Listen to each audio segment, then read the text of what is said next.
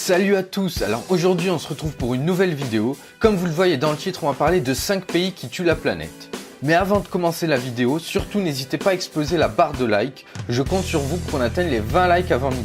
Et restez bien jusqu'à la fin de la vidéo, j'ai quelque chose de très important à vous dire. Si vous n'êtes pas abonné, surtout n'hésitez pas à activer la cloche de notification. Let's go! Il y a un fait qui est devenu récurrent. Lorsqu'on parle de pollution au niveau mondial, on ne parle que celle de l'émission du dioxyde de carbone. Comme si c'était la seule pollution qui concerne la planète. Il est vrai que le dioxyde de carbone est un problème planétaire. Selon certains scientifiques, il tendrait au changement climatique, au bouleversement social dans certains coins de la planète et de la vie animale et un peu partout dans le monde. Il est donc intéressant, pour la globalité de ces effets, de regarder de plus près quels sont les pays les plus pollueurs de ce monde.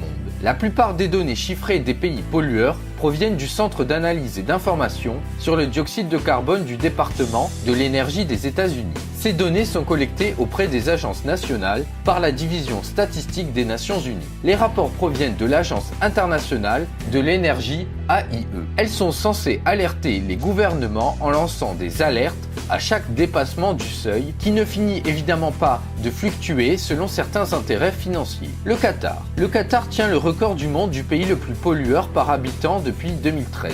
Il dépasse les États-Unis et l'Europe qui sont restés au-dessus du pavé depuis le début du siècle dernier. Ce n'est pas la production des matières premières qui en fait un pays pollueur, mais plutôt tous les produits d'importation consommés par les autochtones et tous les touristes de passage. Depuis que ce pays a immergé du sable du désert stérile, les constructions d'immeubles, toutes les nouvelles infrastructures, les innombrables voitures de luxe gloutonnes d'essence contribuent à polluer cette région du monde depuis peu. Le taux d'émission de dioxyde de carbone CO2 en tonnes métriques par habitant s'élève à plus de 40 tonnes. Trinité et Tobago. La République de Trinidad et Tobago est un État insulaire des Caraïbes, situé dans la mer des Antilles et membre du Commonwealth. Ses ressources naturelles ont permis de développer une grande partie de l'industrie pétrochimique. C'est le premier exportateur de méthanol et d'ammoniac dans le monde.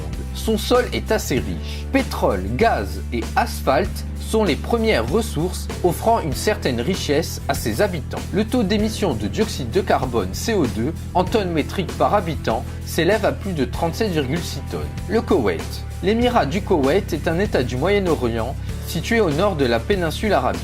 C'est un des plus grands producteurs de pétrole, même si l'on sait depuis quelques années que ses ressources commencent à tarir. 90% des recettes publiques du Koweït proviennent du pétrole. Autant dire qu'il leur est nécessaire, étant donné que c'est un pays qui n'est pas ouvert au tourisme, de laisser encore pendant quelques années les derricks cracher leurs flammes et leurs fumées. Le taux d'émission de dioxyde de carbone CO2 en tonnes métriques par habitant s'élève à plus de 35,5 tonnes. Les Émirats Arabes Unis. Comme pour le Koweït, les Émirats Arabes Unis vivent essentiellement de leurs gisements de pétrole et de gaz.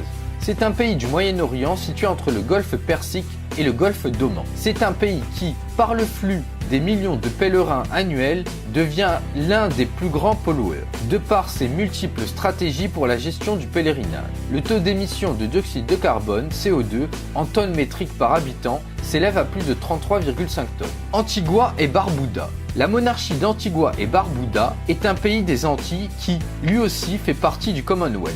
C'est un tout petit territoire vivant essentiellement du tourisme. Sa pollution vient essentiellement des diverses importations et surtout du tourisme. Le taux d'émission de dioxyde de carbone CO2 en tonnes métriques par habitant s'élève à plus de 21 tonnes. Conclusion. La liste est longue et on pourrait citer beaucoup d'autres pays pour des manquements graves au respect des normes internationales anti-pollution. L'Afrique serait selon les statistiques le continent le moins pollué. Mais est-ce vraiment par volonté écologique ou par manque d'opportunités? Toujours est-il qu'il faut admettre que tant qu'il y aura de la demande, il y aura toujours plus de pollution sur cette planète qui nous est chère à tous. À quand la prise de conscience mondiale? Voilà, c'est tout pour cette vidéo. J'espère qu'elle vous aura plu.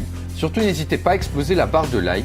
Je compte sur vous pour qu'on atteigne les 20 likes avant minuit. 20 likes c'est faisable, je sais que vous pouvez le faire. N'hésitez pas non plus à vous abonner et activer la cloche de notification. N'hésitez pas non plus à commenter la vidéo et à me dire si selon vous, on devrait faire plus d'efforts contre la pollution. Et dites-moi d'ailleurs ce que vous faites à titre personnel. N'hésitez pas non plus à partager la vidéo pour que de plus en plus de personnes prennent conscience du problème et essayent de polluer le moins possible. Voilà, c'est tout pour cette vidéo. Sur ce, je vous dis à la prochaine.